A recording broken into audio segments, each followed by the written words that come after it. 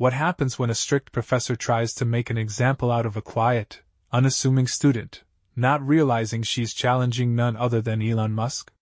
What started as a power play turned into a lesson no one at Westbridge University would ever forget. By the end of this story, you'll see Elon Musk in a way you never imagined. Oh, and before we dive in, drop a comment telling us where you're watching from. We love hearing from you. The late morning sun cast faint patterns through the towering arched windows of the old Westbridge Science Building. It was the first day of the semester.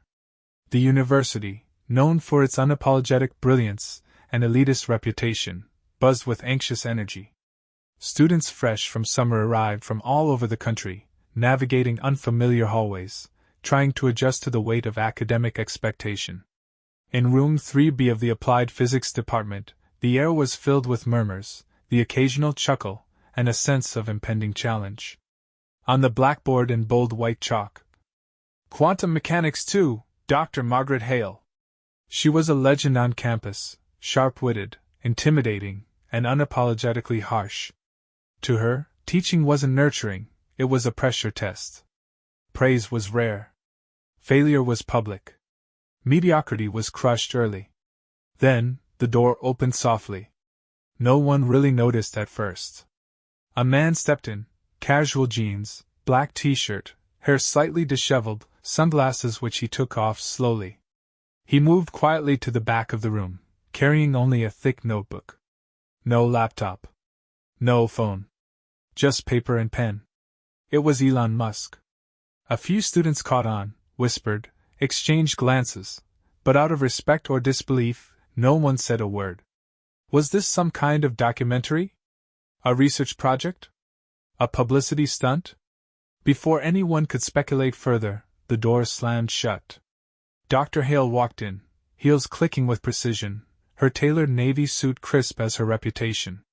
She scanned the room like a military general inspecting a new platoon. "Welcome to quantum mechanics," she said coldly.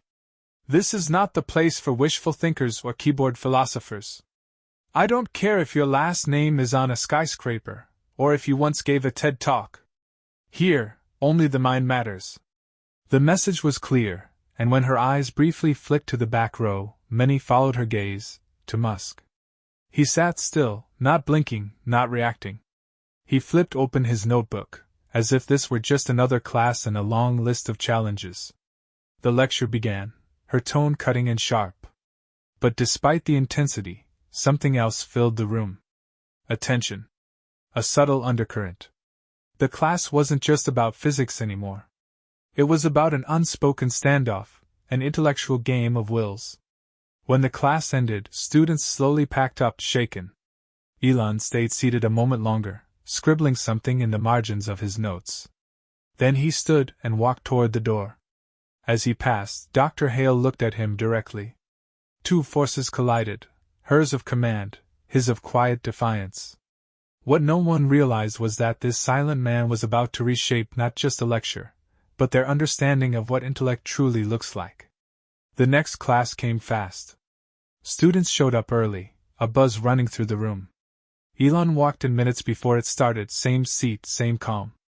More whispers. More eyes turned. Dr. Hale entered right on time, no pleasantries. "I've reviewed your diagnostics," she said. "And most of you need to hear this. Memorization will not save you. Understanding will." Her lecture veered philosophical. "We live in an age where people confuse popularity with intelligence. But quantum physics doesn't care about your Twitter followers." She never said Musk's name. She didn't have to. Then a hand rose in the back. Elon. Calm. Measured. Almost hesitant. "Yes?" she said coolly. "I was wondering," he began, voice low but steady, "when we'll begin engaging with the actual quantum content, rather than theoretical gatekeeping." The room froze. She narrowed her eyes. "And what qualifies you, Mr. Musk, to critique my approach? Your resume in startups? Your experience launching cars into orbit?" A few nervous chuckles. But Elon remained still. "No. Just a belief that knowledge should be taught, not guarded." The energy shifted.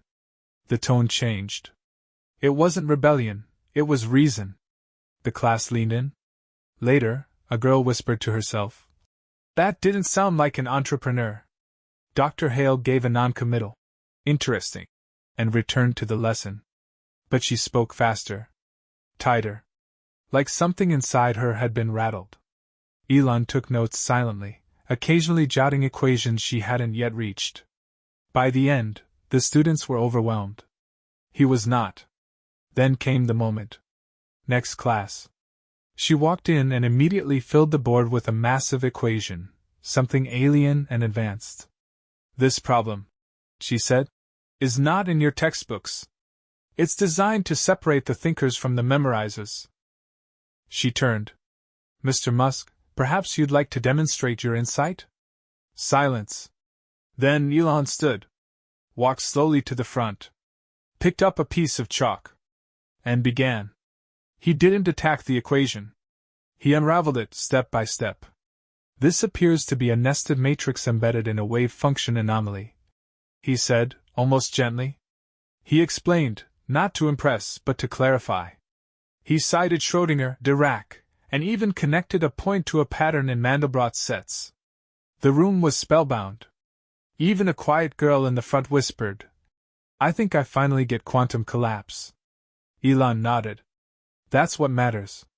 Understanding."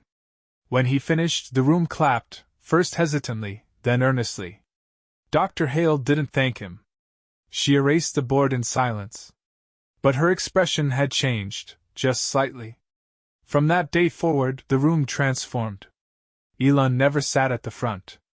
Never led the class. But when students struggled, he leaned in. Whispered explanations. Drew diagrams. He didn't demand attention, he offered understanding. Eventually, Dr. Hale acknowledged it. At the start of a lecture, she looked toward the back. "Mr. Musk," she said, "would you consider co-teaching select sessions?" He stood. "Only if we teach together," he said.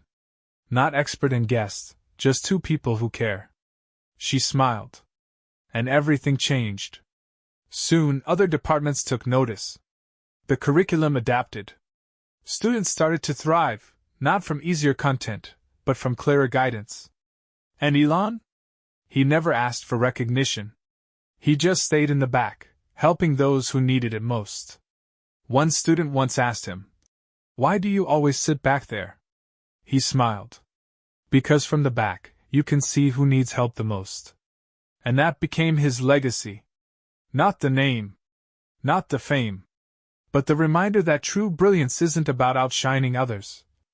It's about making sure no one is left in the dark.